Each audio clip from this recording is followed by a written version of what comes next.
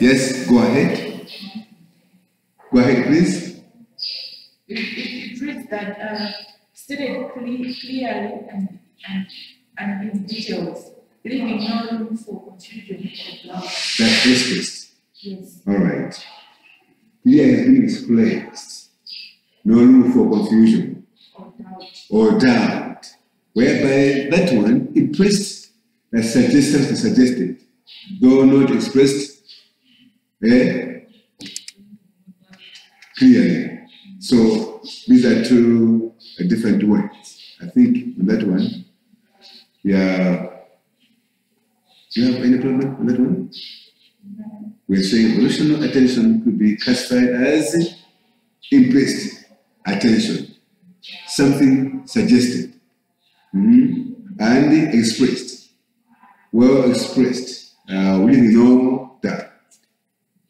Impressed attention is that an individual makes by exercising his will power in a single act to assign a work. Example, a student strives to do a mathematical problem assigned to him. That's impressed attention. Once again, come to the meaning of the term, impressed attention. What are we saying? It means that saying, suggesting something who did it. Suggesting something though not giving full details. Yeah, so an example you are saying, a student strives to do a mathematical problem assigned to him. I think on that we can just say a student is given a question and maybe it's just end up giving an answer without showing how the student have come up with the answer. Just Come again, please. Come again.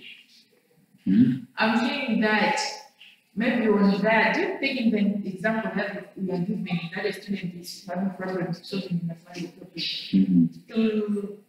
To describe it in a simple way, we can use that example that that student having that problem, mathematical problem, maybe you have just come to a conclusion, giving an answer without writing, solving, showing the calculations on the paper, saying. I hope to differ on that one. Before I chip in, please, what do I say? That's Cynthia. What about yourself? Okay. The students trying to do mathematical problems. It's just meaning that.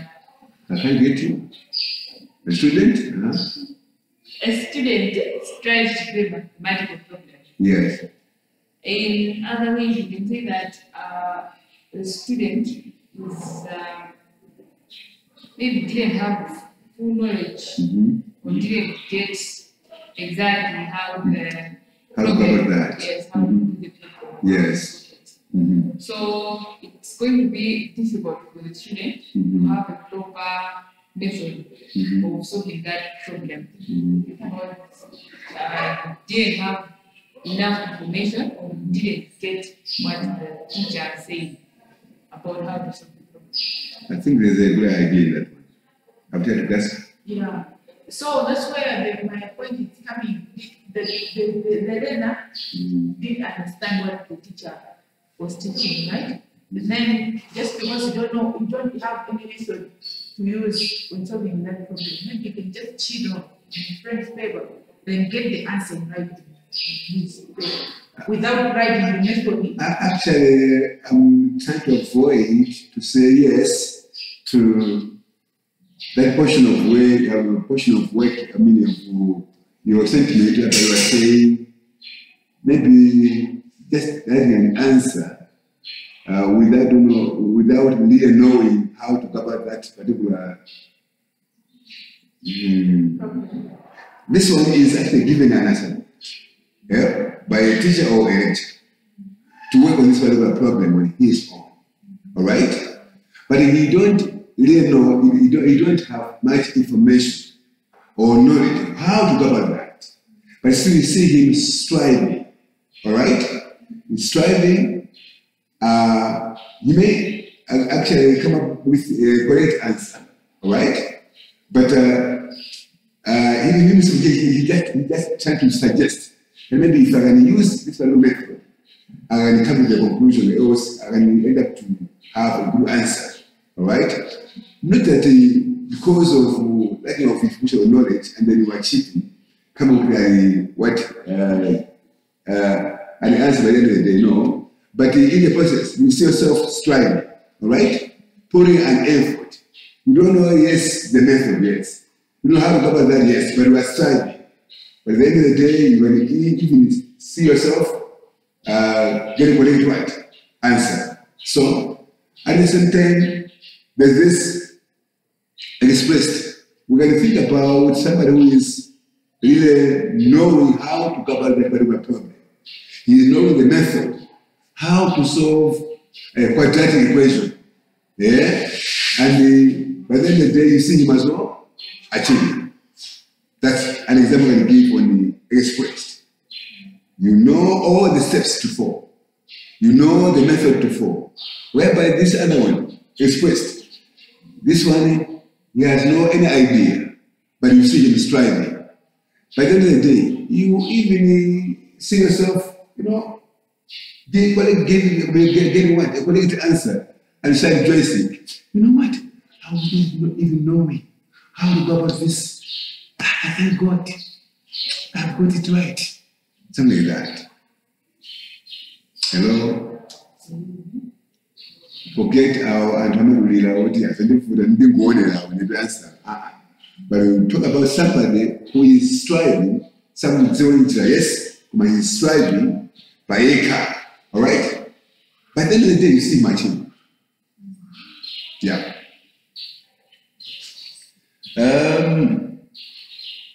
Express attention is that an individual makes continuous efforts and strong motives to do a task. E.g., a researcher making continuous efforts, making times to finish his research work against distractions and limitations. Involuntary or an evolutional attention. When an attention is made without the will force.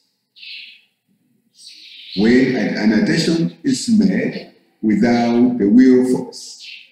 That's what we call involuntary, or the conscious mind of an individual.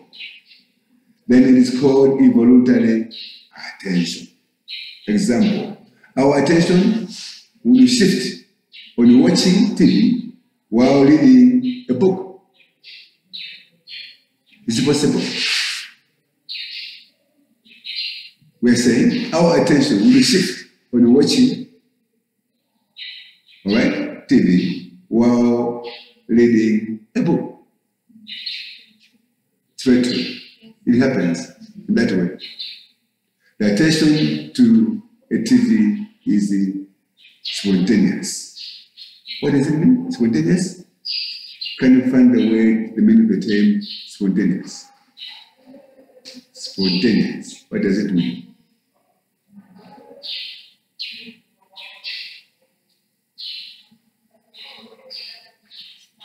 Getting meanings to these particular terms will help us to really understand the whole matter.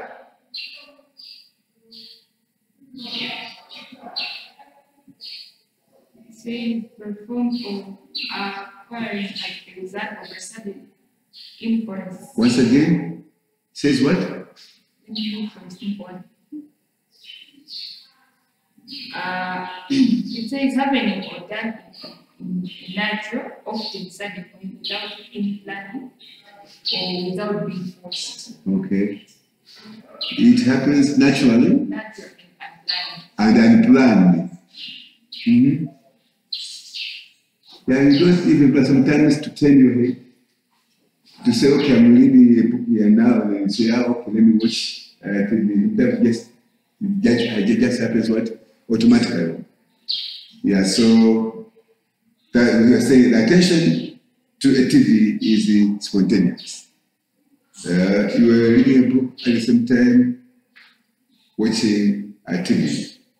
Something done unplanned, naturally. This involuntary attention is classified as spontaneous attention and enforced attention. Enforced. What does it mean? Enforced. To enforce. The verb to enforce means what? Find the meaning of the term and enforce.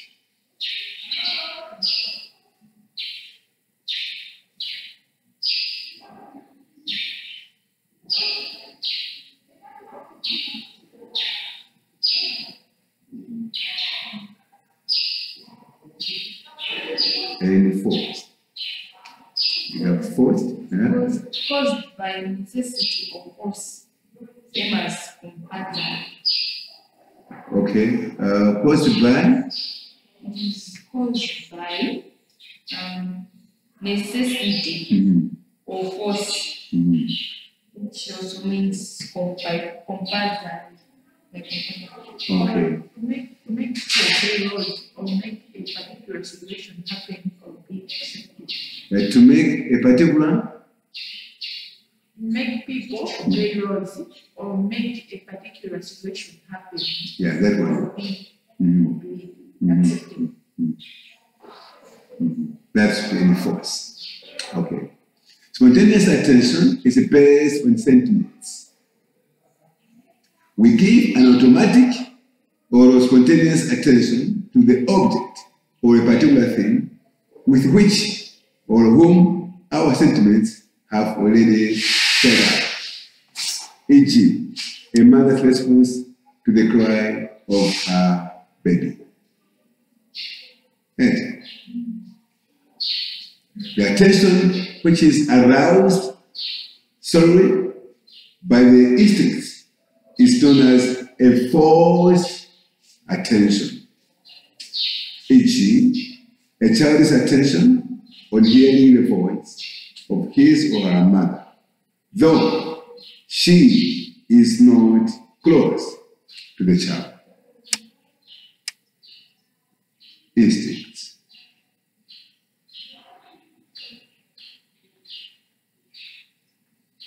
The ability of an individual to attend number of different independent stimuli in a given brief period of time varies from person to person and from situation to situation in a same person.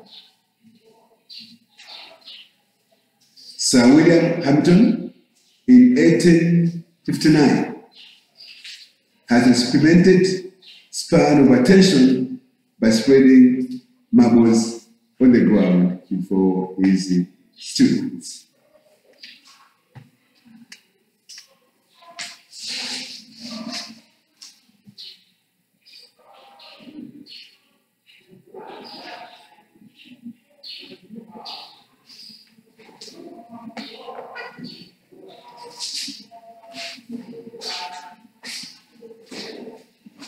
What's our take on that one?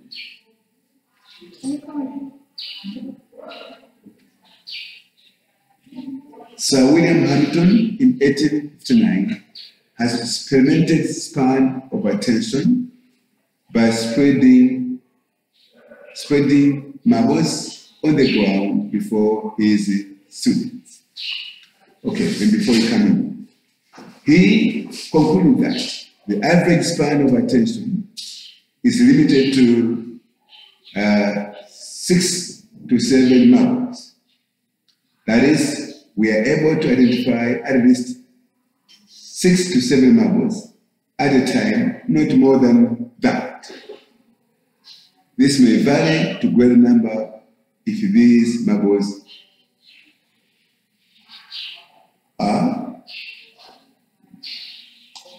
No, forget that one. I think it's not. Get finished. Okay? He concluded that the average span of attention is limited to 6 or 7 marbles. That is, we are able to identify at least 6 to 7 marbles at a time, not more than that. What are I learned from that?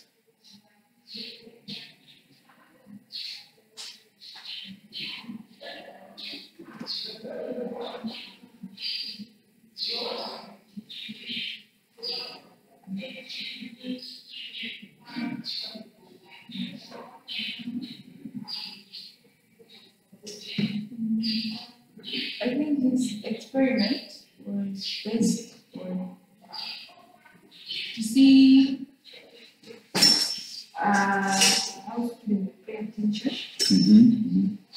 So when you threw the marbles on the ground, Yes. to see how many marbles concentrated on. So I just say that 6 to 7 marbles concentrated. What's again that one? 6 to? It says that 6 to 7 marbles were the ones that a lot of people spotted. So Among many. yeah, among many. They spotted 6 to 7. No, among many Yeah, marbles. among many marbles that was thrown on the ground. They just paid attention to 6 to 7. 6 to 7. That's the unit. Meaning that the brain would just put the ones that it could take, or the ones that it could concentrate on, they are just the same on 6. Yes. Yeah, for sure. After when I did this particular experiment, we came to a conclusion to say the average span of attention is limited to 6 to 7 marbles. In other words, to tell us that you can't pay attention to so many things. You pay attention to some specific particular things. Yeah. Remember, as I said earlier when I told about voices, right? So many voices. You can't. Yeah, no.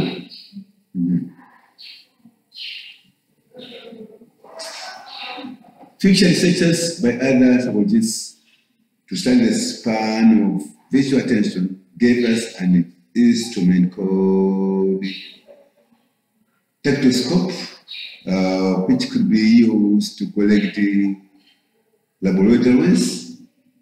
It exposes visual materials to the subject seated in front of it for a very brief period of time. Okay, let's move on.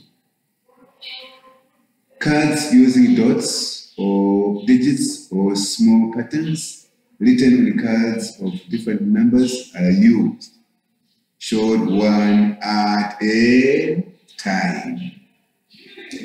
The maximum number of dots or digits or small patterns, which is denoted on the cards, that a person can collect to a report when he was shown 3 times, each for every one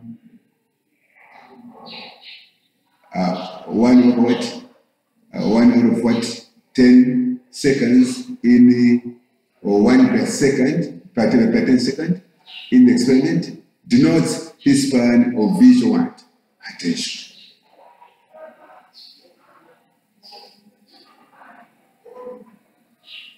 This span of attention of other sensory organs, like auditory span, using different techniques, like tapping a number of times and asking the subject to identify the number of times tapped, was done in further researches. Factors of attention. Factors of attention. As attention is a process of selection of stimuli, we need to know basis that we select that particular stimulus among many stimuli present around us in the environment that we are. Attention, once again, as attention is a process. It's very interesting to read because we're talking about learning process. At the same time, we're talking about attention as a process. What is a step? Yeah, a learning process. At the same time, it's also what? A process. Because as we have said earlier on, in attention, we're talking about somebody getting what? Listening, somebody paying, concentrating on something else, and then you see the message getting into the brain and get interpreted. So, at the same time, you have to know that actually attention on its own is also what? A process. And this is a process of selecting or section of a stimuli. We need to know, and then you say we need to know basis, or what basis we select the particular stimulus among many stimuli present around us in the environment that we are. As attention is a process of section of stimuli, we need to know all basis that we select that particular stimuli among many stimuli present around us in the environment that we are. Actually, there are many factors that determine the process of what? Attending or being attentive. What are these factors? Two types of factors that will bring about attention towards an object are, number one, external factors. And these are also called objective factors. And then we have what we call internal factors. And these internal ones are also known as subjective factors.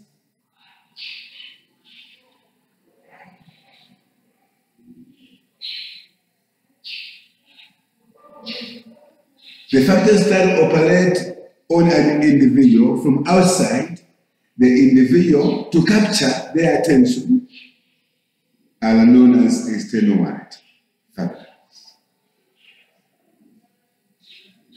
Do you have some other factors you may mention in your own words, place which you think can help us or can help you as an listening, or I mean to be attentive?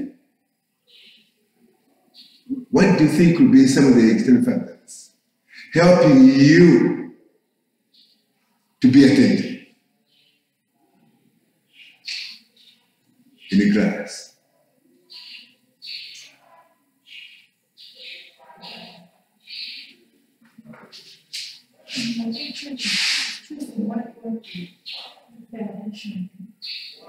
Choosing what you want to pay attention to. Okay?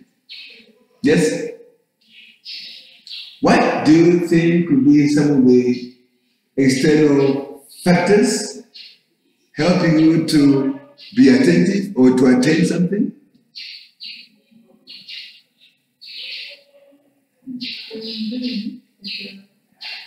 The environment that you are.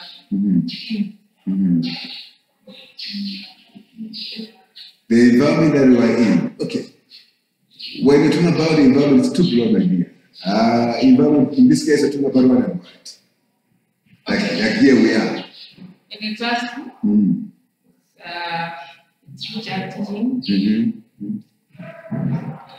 That means that the only thing that you can pay attention to at that particular environment is the teacher.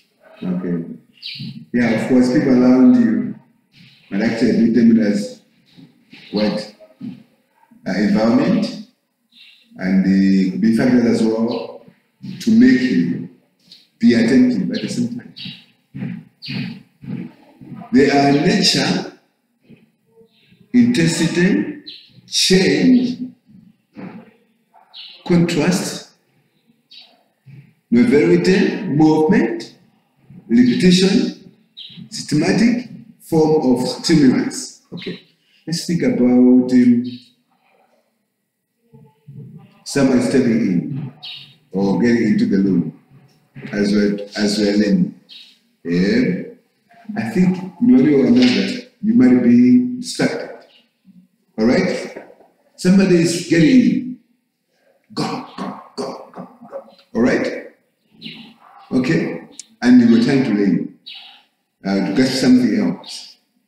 You either try to automatically bend your neck and to look sideways to see who's coming in. All right? So that's a factor now, making you not to learn for that particular hour. You are disturbed, you are distracted. So we have factors around us, making us to be attentive or not to be attentive.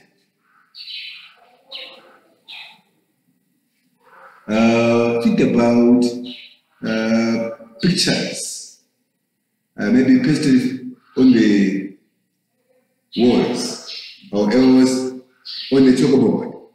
The picture. That picture will help you, all right, to be attentive, all right, and to grasp the concepts. The picture, which are of course maybe put on the chalkboard or else on the which are there on the chart, will really help you, all right, to be attentive to what is put or what across.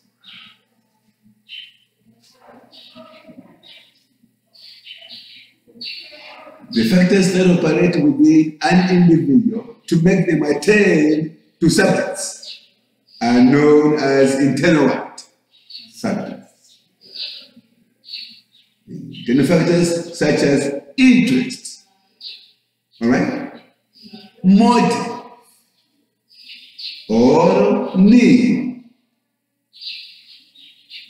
or mental state, mood, and the psychological conditions present in a person to fulfill his desires, and then ages. These are some of the examples of what we call or term as internal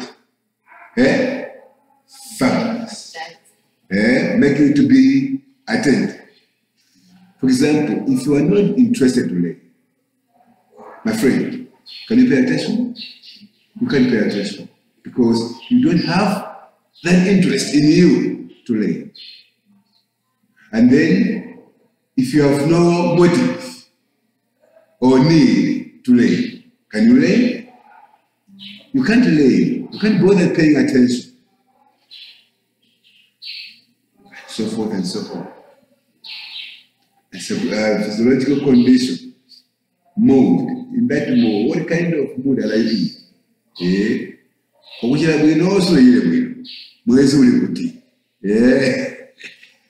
All those things.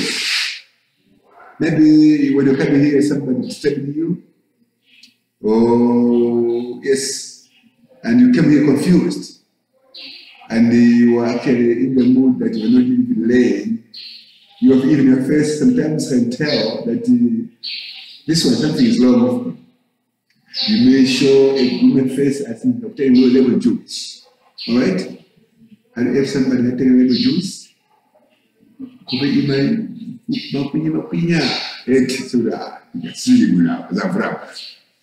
yeah.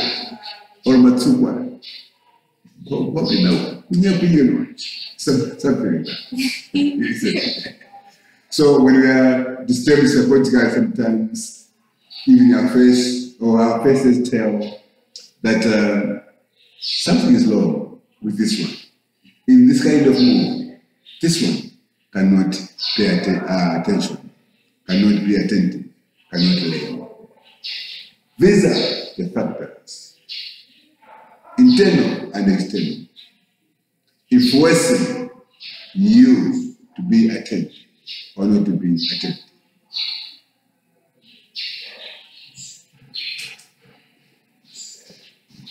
Okay, that's our first part of the work for today. What's the time now? 9:30. 9:30. At least 2 minutes. It's like 2 minutes. Only 2 minutes. Yeah.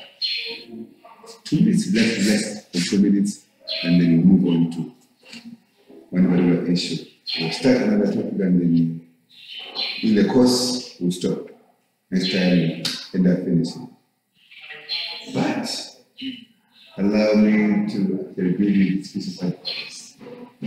If you were ever due the day the exams will be or will sound like tough exams to you. Please put an effort. Now go through these materials.